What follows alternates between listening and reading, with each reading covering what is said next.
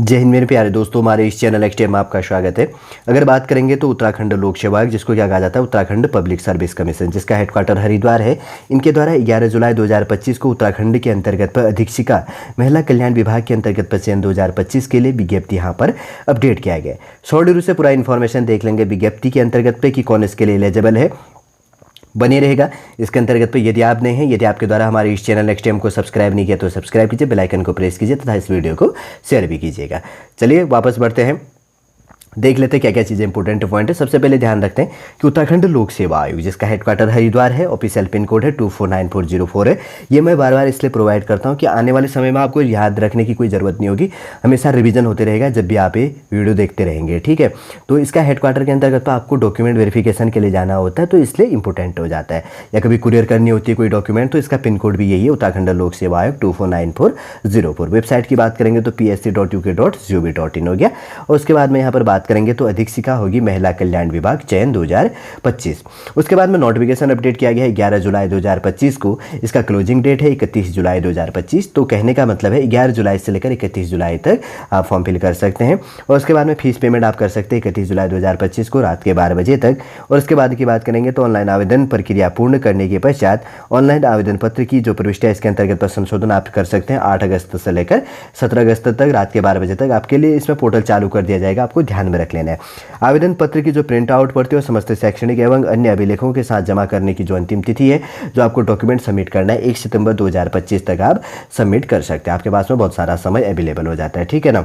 और उसकी speed post कर देना 10 दिन के अंतर्गत पे, 5 दिन के अंतर्गत पे पहुंच जाता है दूर दूर से, जैसे पिथौरागढ़ डिस्ट्रिक्ट या चमोली या उत्तरकाशी या चंपावत ऐसे के लिए, तो 5 दिन के अंतर्गत पर आपका पहुंच जाता है। जैसे अब आप हरिद्वार में है, देहरादून में, पौड़ी गढ़वाल है या नैनीताल है, तो 2 दिन के अंतर्गत पर वहाँ पर या 3 दिन के अंतर्गत पर सबमिट हो जाता है। तो इसमें कोई परेशान होने की आवश्यकता नहीं है, ठीक है। तो इसके अंतर्गत तो अगर बात करेंगे तो टोटल वैकेंसी दिया गया है, एक पोस्ट इसके अंतर्गत पे है। और उत्तराखंड फीमेल को 30% रिजर्वेशन, स्वतंत्रता संग्राम सेनानी के आश्रितों के लिए 2%, दिव्यांग के लिए 4%, उत्तराखंड ऑर्फेन के लिए 5% और भूतपूर्व सैनिक के लिए 5% इसके अंतर्गत पर रिजर्वेशन है।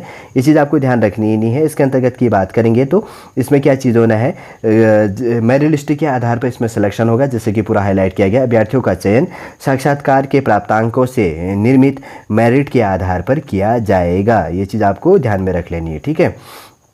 सीधी बढ़ती है, आगे बढ़ते हैं। जैसे कि इसके द्वारा अब कहा गया कि जैसे यहाँ पर है केवल फीमेल कैंडिडेट इसके अंतर्गत पे एलिजिबल है। और एजुकेशन क्वालिफिकेशन की बात करेंगे तो एक चीज़ इसके अंतर्गत पे देख लेते हैं, तो समझ लेना इसेंशियल क्वालिफिकेशन जो इसके अंतर्गत पे मास्टर डिग्री मतलब पोस्ट ग्रेजुएशन होना चाहिए, डिग्री इन सोशियोलॉजी से या अप्लाइड सोशियोलॉजी और सोशल वर्क फ्रॉम। और उसके बाद में कहा गया ए पॉइंट है a university established by law in India, और कहा गया है a institutions other than a university recognised और declared under the law to be university. और कहा गया इसके अंतर्गत पे foreign university recognised by the central government, ठीक है।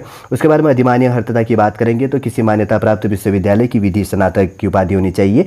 और उसके बाद में सामाजिक कार्य का आपके पास में व्यवसायिक अनुभव होना चाहिए, ठीक है ना। और अगर बात करेंगे तो जो इसके अंतर्गत पे कहा गया है जो practicals examination of social work, सामाजिक कार्य में व्यवहारिक अनुभव होना चाहिए। Degree of bachelor of law of the recognised university, उसके अंतर्गत पे बैचलर कहा गया है, ठीक है ना। आगे बढ़ते हैं, जिसके अंतर्गत की बात करेंगे और क्या इंपॉर्टेंट पॉइंट हैं, वो चीज़ काफ़ी इंपॉर्टेंट हो जाता है। एक पोस्ट इसके अंतर्गत पे दिया गया है। 6 नंबर पॉइंट की बात करेंगे तो आपका मिनिमम एज लिमिट 21 और मैक्सिमम 42 साल होनी चाहिए। ये काउंट किया जाएगा आपका 1 जुलाई 2025। आपका डेट ऑफ बर्थ की बात करेंगे तो 1 जुलाई 2004 से लेकर 2 जुलाई 1983 के बाद 83 के बीच में होना चाहिए। इससे न पहले और इससे बाद नहीं होना चाहिए। 1 जुलाई के बाद और 1983 से पहले का नहीं होना चाहिए। और इसके अंतर्गत पे अगर बात करेंगे तो जो कैटेगरी वाइज होता है उसको एज में छूट मिलती है, जैसे कि यहाँ पे लिखा होगा कि किस कैटेगरी के अंतर्गत है, 5 साल है, 10 साल है, 2 साल है, 3 साल है, सारा का सारा इसके अंतर्गत पे दिया जाता है। और रिजर्वेशन जिस कैटेगरी को होता है 8वें नंबर का जो पॉइंट है इसमें सारा डिस्कस किया गया है। अब अगर आपके पास में समय अवेलेबल हो तो आप इसमें बैठ के पढ़ सकते हैं। और इसके अंतर्गत की बात करेंगे तो करेक्टर आपका सही होना चाहिए, एक से ज़्यादा शादियाँ नहीं होनी चाहिए और सारी फिजिकल आपका फिट होना चाहिए। और ऑनलाइन आवेदन हेतु psc.uk.gov.in, जैसे कि मैं पहले वेबसाइट तो आपको प्रोवाइड कर चुका, लेकिन दोबारा ध्यान दो upsc.net.in पर जाके या psc.uk.gov.in पर जाके आप क्या कर सकते हैं, इसके अंतर्गत पे अपना प्रोसीजर फॉलो कर सकते हैं। ठीक है, जो चीज़ें कही। उसके बाद में करेक्शन की बात करेंगे तो 8 अगस्त से लेकर 17 अगस्त तक आप करेक्शन कर सकते हैं, जैसे पॉइंट नंबर 14 14 नवंबर पर यहाँ पर बात किया गया।